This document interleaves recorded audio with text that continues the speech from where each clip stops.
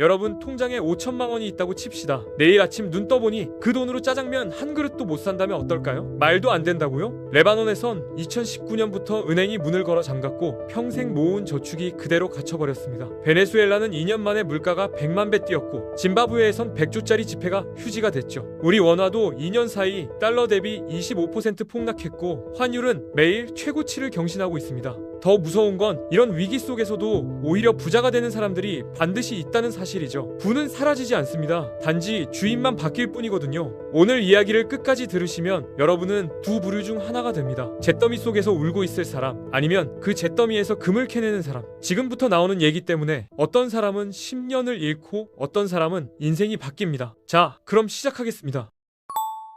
여기서 영상 끄는 분들 90%는 같은 선택을 합니다. 그건 100년 전 이야기잖아. 지금은 똑똑한 경제 전문가들이 관리하는데 설마 그런 일이 일어나겠어? 하고 넘기는 거죠. 근데 그 90%가 가난해집니다. 왜냐고요? 지금 세상은 완전히 달라졌거든요. 지난 40년간 우리가 믿었던 세계화 시대는 끝났습니다. 중국과 베트남에 공장을 짓던 시절엔 인건비가 100분의 1이었고 그래서 정부가 돈을 아무리 찍어도 물가가 안 올랐어요. 근데 지금은 미국이 자국에 공장을 짓게 강요하고 있고 미국 인건비는 베트남의 18배나 되죠. 원자재도 무기화됐고요. 이제 돈을 찍으면 그만큼 정확하게 물가가 오르는 시대가 온 겁니다. 더 무서운 건 각국 정부의 빚입니다. 미국, 영국, 프랑스 모두 GDP 대비 부채 비율이 100%를 넘었어요. 역사를 보면 정부가 빚을 감당 못하게 되면 어떻게 할까요? 정부는 돈을 미친 듯이 찍어냅니다. 그게 가장 쉬운 방법이니까요. 여러분, 월급은 그대로인데 국밥값이 10,000원이 넘고 마트에서 별로 담지도 않았는데 영수증이 20만 원 나오고 대출 이자 내고 나면 남는 게 없는 상황. 그렇다면 이 지옥에서 웃는 사람은 누구일까요? 돈이 풀릴 때 그 돈을 가장 먼저 만지는 사람입니다. 정부가 푼 돈은 은행과 대기업으로 먼저 가고 그들은 그 돈으로 자산을 사들입니다. 그 돈이 서민 통장에 꽂힐 때쯤엔 이미 물가는 다 올라버린 상태인 거예요. 지금부터 나오는 한 문장이 핵심입니다. 돈이 휴지가 될 때 현금을 쥔 사람은 패배자가 되고 실물 자산을 쥔 사람은 승리자가 됩니다. 이게 냉혹한 법칙이죠. 자, 여기서부터가 진짜 중요합니다. 놓치면 여러분은 10년 후에도 똑같은 자리에 있을 겁니다. 하지만 제대로 이해하고 실행하면 여러분 인생이 바뀝니다. 다가올 위기 앞에서 여러분에겐 두 가지 선택지가 있습니다. 첫 번째 선택, 사람들이 착각하는 안전자산을 선택하는 겁니다. 은행 예금, 현금성 보험, 연금 저축. 이걸 선택하면 어떻게 될까요? 통장에 1억이 있어도 그게 쌀 한 포대도 못 사는 종이 숫자가 됩니다. 확실하게 월급 모아 은행에 넣어둔 중산층이 하루 아침에 벼락거지가 되는 거죠. 이게 첫 번째 선택의 결과입니다. 두 번째 선택, 진짜 안전자산을 선택하는 겁니다. 이걸 선택하면 어떻게 될까요? 화폐가 무너질 때 오히려 부자가 됩니다. 안전자산 세 가지를 공개합니다. 첫 번째 자산, 금입니다. 금을 안 사는 선택을 하면 어떻게 될까요? 금융 시스템이 마비되고 모든 종이 화폐가 신뢰를 잃을 때 여러분은 아무것도 가진 게 없습니다. 반대로 금을 사는 선택을 하면 로마 제국이 무너질 때도, 나치 독일이 패망할 때도, 베트남 보트피플이 탈출할 때도 품속에 숨긴 금이 그들을 구했습니다. 전 세계 어디서든 통하는 유일한 진짜 돈, 정부가 마음대로 찍어낼 수 없는 유일한 자산이죠. 하지만 금의 역할은 돈을 불리는 게 아닙니다. 돈을 잃지 않게 하는 보험이죠. 여러분, 자산의 최소 10%는 금으로 보유하세요. 이건 투자가 아니라 생존을 위한 안전벨트입니다. 두 번째 자산, 주식입니다. 하지만 여기서 엄청나게 중요한 선택이 있습니다. 이 주식을 선택하면 죽습니다. 가격을 100원만 올려도 손님이 옆가게로 가버리는 치킨집, 저가 의류 브랜드, 수익형 상가, 인플레이션이 오면 원자재 가격과 인건비가 올라 이런 기업들은 줄줄이 망하거든요. 반면 이 주식을 선택하면 살아남습니다. 바로 가격 결정권을 가진 기업이죠. 여러분이 매일 마시는 콜라나 커피, 쓰는 스마트폰 브랜드가 내일 가격을 20% 올린다면 욕하면서도 살 수밖에 없잖아요. 압도적 브랜드 파워를 가진 일 등 기업들만이 살아남습니다. 베네수엘라와 짐바브웨에서도 화폐 붕괴 직전 주식시장이 수백 배 폭등했어요. 돈이 갈 곳을 잃어 주식으로 도망쳐왔기 때문이죠. 주식 살 때 차트 보지 마시고 스스로에게 물어보세요. 이 회사는 가격을 마음대로 올릴 수 있는 깡이 있는가? 그게 유일한 기준입니다. 세 번째 자산, 부동산입니다. 이걸 선택하면 먼저 죽습니다. 경제가 망하면 상가는 텅텅 비거든요. 자영업자가 다 망하는데 누가 월세를 내겠습니까? 수익형 부동산, 상업용 건물은 위험합니다. 반면 이걸 선택하면 살아남습니다. 하이퍼 인플레이션이 오면 집값은 처음엔 폭락하는 것처럼 보이죠. 금리가 올라 빚 못 갚는 사람들이 집을 던지니까요. 언론도 부동산 거품 터졌다고 난리칠 겁니다. 근데 여기서 영상 끄는 분들 90%는 그 공포에 속아 넘어갑니다. 하지만 그 공포에 속지 마세요. 결국 돈 가치가 바닥으로 떨어지면 실물인 땅값은 미친 듯이 솟구칩니다. 아무리 가난해도 사람은 비바람 피할 지붕이 필요하거든요. 사람들이 선호하는 핵심 지역의 주거용 부동산, 누구나 살고 싶어하는 입지의 땅, 이것만이 화폐 가치가 0이 되어도 여러분 자산을 끝까지 지켜줄 방공호가 됩니다. 자, 여기서 또 99%의 사람들이 치명적인 실수를 합니다. 좋은 자산 목록을 안다고 모두 부자가 될 거라고 착각하는 거죠. 위기가 닥치면 대부분의 사람들이 패닉에 빠집니다. 환율이 2,000원을 돌파하고 뉴스가 공포를 조장하면 사람들은 이성적 판단을 못하거든요. 대출이자가 무서워서 가지고 있던 우량주와 알짜배기 부동산을 헐값에 던지고 현금을 쥐려 합니다. 이걸 투매라고 하죠. 바로 이 순간 어둠 속에서 늑대들이 나타납니다. 남들이 공포에 질려 도망칠 때 조용히 현금을 들고 기다리던 포식자들이요. 그들은 피가 낭자한 시장 바닥에서 여러분이 던진 우량 자산을 아주 싸게 줍습니다. 그런데 좋은 자산 목록을 안다고 모두 부자가 될까요? 천만의 말씀입니다. 지식보다 훨씬 중요한 게 있습니다. 바로 강철 같은 멘탈이죠. 여기서 두 가지 선택이 있습니다. 공포에 휩싸여 도망치는 선택, 아니면 확신을 갖고 반대로 움직이는 선택. 첫 번째를 선택하면 어떻게 될까요? 여러분은 평생 가난합니다. 두 번째를 선택하면 여러분은 늑대가 됩니다. 이 선택을 할 수 있는 유일한 방법은 확신뿐입니다. 정부는 빚을 녹이기 위해 인플레이션을 유도할 것이며 인간의 욕망이 사라지지 않는 한 좋은 자산의 가치는 반드시 회복된다는 역사의 법칙을 뼈저리게 믿는 사람만이 방아쇠를 당길 수 있습니다. 지금부터 나오는 게 실전 행동 매뉴얼입니다. 만약 내일 아침 화폐 가치 폭락 뉴스가 뜬다면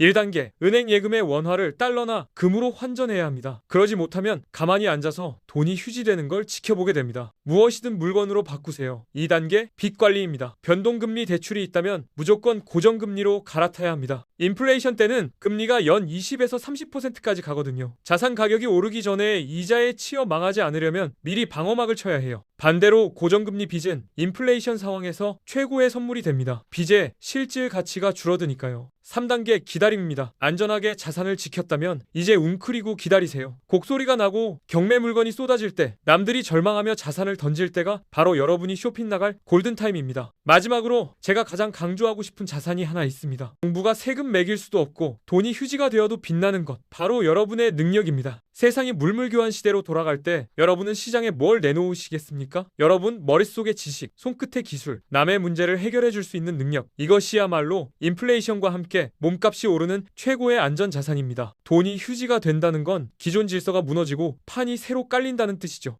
평화로운 시기, 10년 동안 벌어질 부의 격차가 위기 시에는 단 몇 개월 만에 결정됩니다. 부는 절대 사라지지 않습니다. 준비된 사람에게로 이동할 뿐이죠. 베이비붐 세대가 은퇴하면서 우리나라도 곧 저금리 시대를 유지하지 못할 겁니다. 기껏해야 3년에서 5년 남았어요. 그 후엔 금리가 올라가고 환율은 계속 오르는 현상이 이어질 겁니다. 자, 지금 여러분 앞엔 두 가지 길이 있습니다. 첫 번째 길, 오늘 밤 이 영상을 보고 그냥 넘기는 겁니다. 아, 재밌었네 하고 잊어버리는 거죠. 이 길을 선택하면 어떻게 될까요? 여러분은 3년 후, 5년 후 환율이 2,000원을 넘고 물가가 폭등했을 때, 아, 그때 그 영상에서 뭐라고 했더라 하며 후회하게 됩니다. 두 번째 길, 지금 당장 행동을 시작하는 겁니다. 내일 아침 일어나서 자산의 10%를 금으로 바꾸고 가격 결정권 있는 기업의 주식을 찾아보고 핵심 입지 부동산을 알아보는 거예요. 이 길을 선택하면 어떻게 될까요? 여러분은 다가올 거대한 부에 이동해서 길을 잃지 않고 끝까지 살아남아 오히려 부자가 됩니다. 선택은 이제 여러분의 몫입니다. 나는 과연 준비되어 있는가? 이 질문에 대한 답을 지금 바로 내려야 합니다.